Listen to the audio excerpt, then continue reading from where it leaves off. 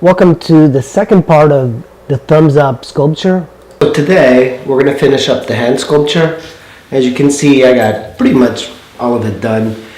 This was made from waste clay from the Batman sculpture that I just finished, and I just dug out the inside of the head and I put it in. I let it dry overnight, and so it's a little hard.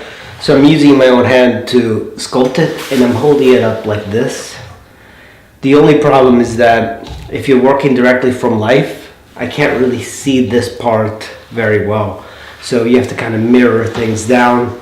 And I took a photo of the back of this hand, so I was using my phone for that for a while. And the reason I have these little stumps here is so it holds up the hand, because this is quite a bit of clay and there's a lot of weight here, and it would normally break off if it was too wet. So that's just something to keep in mind when you're sculpting. You need to kind of engineer things in a way that it doesn't break off. These little loop tools are pretty good because you can fit them and just kind of scrape away, and I kind of do like the texture that they create.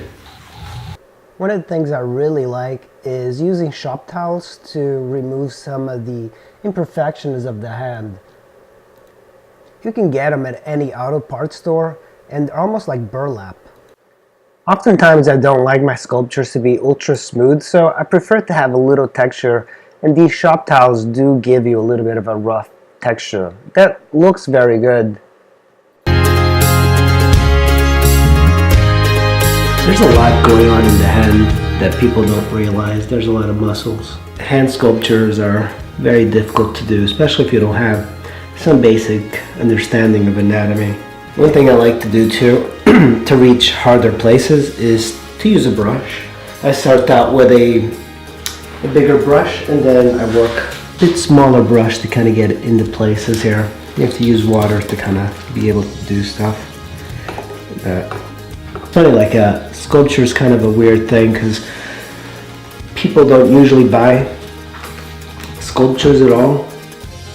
There's a lot of commercial application for sculpture, but oftentimes it's commissions, like people want a portrait or something, but generally you're going to be a lot poorer if you become a sculptor than a painter. Problem is I don't have a lot of clay left. So I'm using these bits I've removed.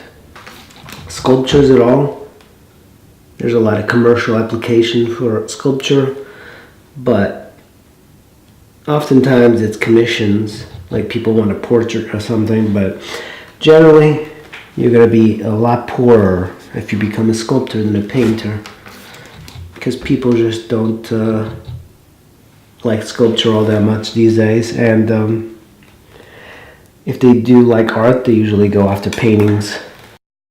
We're coming to the end of this hand sculpture.